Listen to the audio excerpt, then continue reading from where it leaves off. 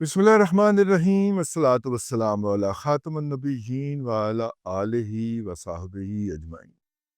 अस्सलामु अलैकुम व रहमतुल्लाहि व बरकातुहू। इस वक्त की सबसे बड़ी खबर जो हम तक पहुंची है या पहुंचाई गई है, मैंने आपसे पहले भी कहा था कि पाकिस्तान और भारत के कॉन्फ्लिक्ट के अंदर रूस आपको भारत के साथ नहीं पाकिस्तान के साथ खड़ा नजर आएगा और नजर आ रहा है। मुझे तो नजर आ रहा था, बहुत सारे दोस्त इस बात के ऊपर बिलीव करने को तैयार नहीं थे। आज उसकी एक और मिसाल जो है वो सामने आई है।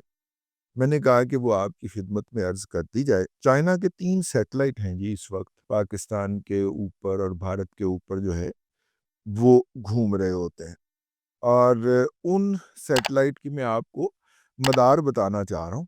मैंने कहा कि वो मतलब कि उनके मदार क्या है ना, ज़मीन के गिर्द जो है वो सैयारे घूम रहे होते हैं। 36 जो सैयारे हैं मसनूई सैयारे, उनसे आप पूरी ज़मीन को कवर करते हैं। 3 मसनूई सैयारे हैं जी, और उनके अंदर जो है एक जो है वो मशरक़ से शमाल की तरफ जाता है, दूसरा मगरब से जनूब की तरफ जाता है, और तीसरा और सबसे अहम जो है वो मशरक़ से मगरब की तरफ रोटेट करता है। और इन तीनों सियारों के सिग्नल जो हैं वो चीन की फौज ने पाकिस्तान के डीजी सिग्नल कोड के साथ शेयर कर लिए हैं। ठीक है, हो सकता है ये वाला वाकया आज से कुछ 7 दिन पहले हो गया हो, हम तक खबर अब पहुंची हो। ठीक है, ये भी ऐन मुमकिन है। वो शेयर कर लिए हैं और उन्होंने कहा है कि डेटा कलेक्शन के लिए आप ये तीनों मसनूई सैयारे इस्तेमाल कर सकते हैं। यानी पाकिस्तान की सिग्नल कोर को भारत के अंदर तक रसाई हो गई है उसके ज़रिए, जिसे कहना चाहिए मसनूई सियारे के ज़रिए। अब वो मसनूई सियारा जब भी भारत के ऊपर से गुजरेगा, और एक नहीं 3 गुजरेंगे, हो सकता है एक सुबह के वक्त गुजरे, एक दोपहर के वक्त गुजरे, एक शाम के वक्त गुजरे हैं। जिस तरह डॉक्टर दवाइयाँ नहीं लिख के देते, एक सुबह खानी है, एक दोपहर खानी है, एक शाम खानी है, उस तरह वो तीनों जो हैं वो सिग्नल इकट्ठे करते जाएं। तो ये मसनूई सियारों के जो सिग्नल कोड हैं, एक तरफ आप ये अंदाजा करें कि राफेल जो है फ्रांस ने उसका सिग्नल कोड देने से इनकार कर दिया। सिग्नल कोड देने से इनकार का मतलब ये होता है कि जिस हालत में आपको वो तैयारा दिया गया है आप उसी हालत में उसको इस्तेमाल करें। अगर उसके साथ आप कोई नया बम टूकना चाह रहे हैं, या तो कोई नया रडार लगाना चाह रहे हैं, या कोई नया हथियार लगाना चाह रहे हैं, तो फिर आपको उसको सिस्टम के साथ जोड़ने के लिए आपको चाहिए होता है सिग्नल कोड। वो सिग्नल कोड फ्रांस ने नहीं दिया। इधर उन्होंने अपने मसनूई सियारों का सिग्नल कोड जो है वो पाकिस्तान के मुतल्लका अदारे के साथ कोड शेयर किया है कि भाईजान की पहुंचाऊं है, भरा ही है थोड़े, जो लोड़ होवे ए दुश्मन ते नजर रखनी है तुसी। ठीक है ना। अब ये बहुत बड़ी डेवलपमेंट है। जितनी बड़ी डेवलपमेंट ये जंग है, ये उतनी उससे बड़ी डेवलपमेंट है। ठीक हो गया ना। अरे काम मुफ्तो हो रहा है, ये खर्चा कोई नहीं आ रहा साडा। मतलब हम वो बदमाश है मल्ले का जो इंडिया को पैंट लगाने के लिए निकले हैं गली में, कि पीछे से हम साए जो है ना, कोई हमारे हाथ में बेलचा पकड़ा रहा है, कोई डंडा पकड़ा रहा है, कोई बंदूक पकड़ा रहा है, कोई पिस्तौल पकड़ा रहा है, ये फैंट गया ही पूरा। ठीक है। बल्कि चाइना ने तो इससे बढ़ के एक कदम और कह दिया ना, वो खबर तो आप तक मैं नहीं पहुंचा सका, किसी और ने पहुंचा दी होगी, कि अगर पाकिस्तान और इंडिया की जंग छिड़ी तो ये 2 ममालिक की नहीं 3 ममालिक की जंग होगी। चाइना भी इस जंग का बराबर का पार्टनर, शेयर होल्डर होगा, फरीक होगा, तीसरा फरीक। ये बहुत बड़ी बात है कि चाइना ने कहा कि पाकिस्तान के ऊपर हमला, जुबानी तो ममालिक कहते हैं ना जी, पाकिस्तान का बहुत देरी अंडरस्टैंडिंग अमेरिका के साथ भी रही है कि अमेरिका ने कहा कि जी पाकिस्तान फ्रंट लाइन इत्तेहादी है। ठीक है। और हम उस फ्रंट लाइन इत्तेहादी को यही कहते रहे कि यार इंडिया नु तेरा रोक, वो तेरा पालतू ही गई यार, तू जरा रोक ओनू है। यहाँ पे चाइना ने कुछ नहीं देखा। उसने अपनी 125 अरब रुपए की भारत के साथ होने वाली ट्रेड भी नहीं देखी। उसने सीधे ज़बाव कह दिया कि जी पाकिस्तान और इंडिया के दरमियान अगर जंग हुई तो वो 3 फ्री कैन की जंग होगी। एक पाकिस्तान, एक इंडिया और तीसरा चाइना। ठीक है। अब ये बड़ा اچھا نارملی اس طرح کے بیانات جو ہیں وہ دلوائے جاتے ہیں، کوئی ریٹائر صاحب ہو گئے، کوئی ہیں کوئی سوشل میڈیا اکاؤنٹ ہو گیا، کوئی تھنک ٹینک کا چیئرمین ہو گیا، یہ تو پائنوں نے آپ دے دیتا بیان سدھا سدھا منسٹر صاحب، ٹھیک ہے نا؟ تو اب آپ اس سے اندازہ کر لیجئے کہ اس جنگ کی اہمیت کیا ہو گئی ہے۔ لیکن ان سے بڑھ کے سب سے زیادہ اہمیت یہ ہے کہ روس اس کانفلکٹ کے اندر انڈیا کے ساتھ کھڑا نظر نہیں آ۔ روس کے وزیر خارجہ نے بیان دیا کہ پاکستان کا جو مطالبہ ہے کہ اس کی آزادانہ اور غیر جانبدارانہ تفتیش کی جائے، تحقیقات کی جائے اور ذمہ داروں کا تعین کرنے کے بعد ان کو سزا کی جائے، یہ بالکل مناسب ہے۔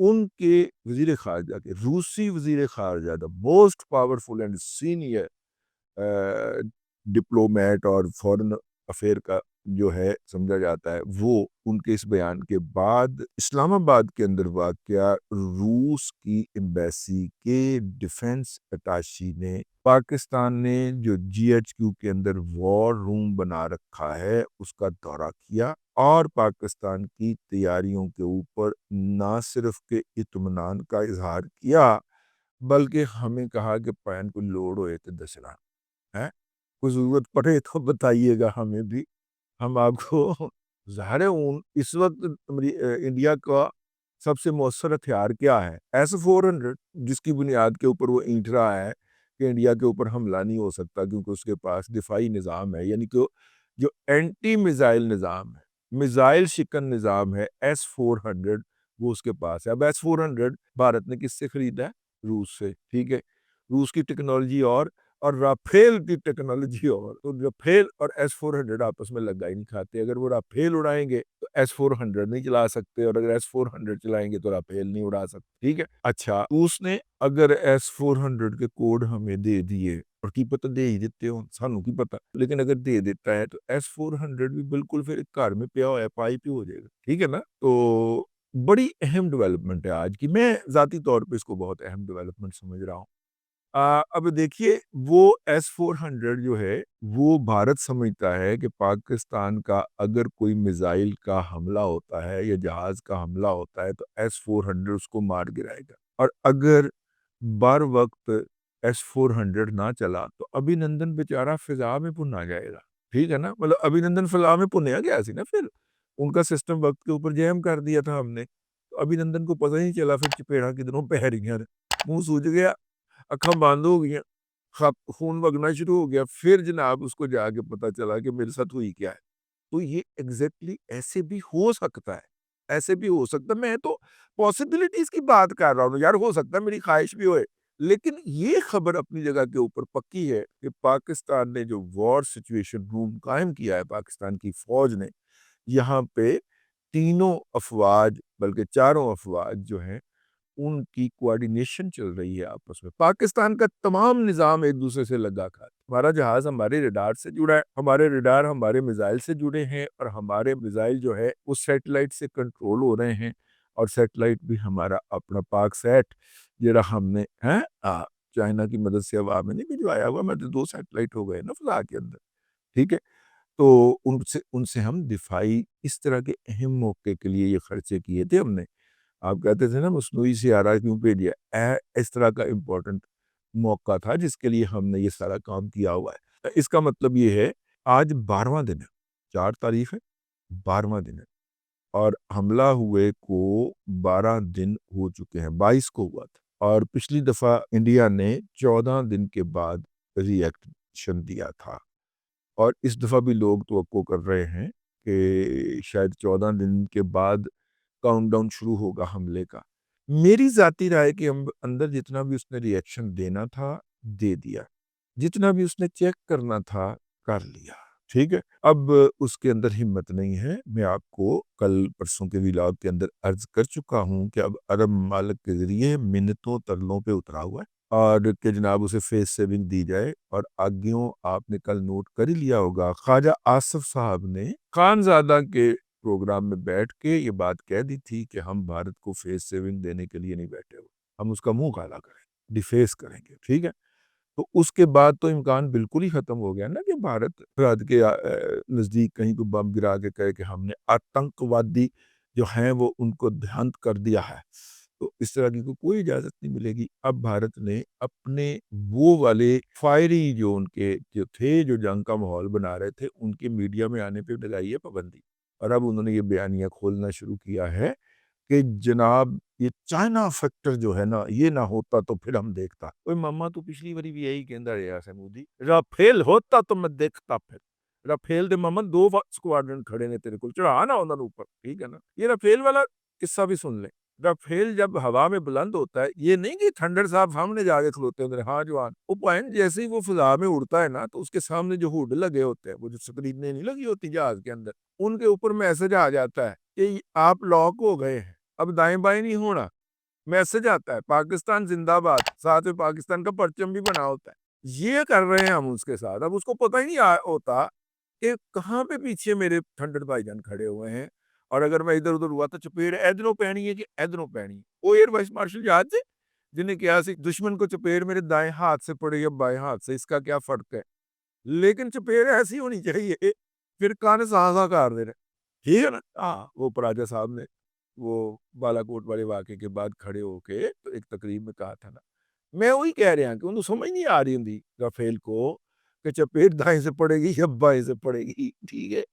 وہ پھر بڑے آرام سے اچھا بچہ بن کے نا تو پھر اپنے گھر میں جا کے خالہ جی کے گھر میں جا کے چھپ جاتا ہے، امی کے گھر سے نکل کے خالہ جی کے گھر میں جا کے چھپ جاتا ہے۔ یہ اس کو کہتے ہیں لاک کرنا، ٹھیک ہے نا۔ تو یہ اہم خبر تھی، میں نے کہا آپ تک پہنچائی جائے۔ اب تک کے لیے اتنا ہی، اگلے ولاگ کے اندر پھر حاضری ہوگی۔ اللہ تبارک و تعالیٰ آپ کو آسانی عطا کرے اور آسانیاں خلق خدا میں تقسیم کرنے کی توفیق عطا کرے۔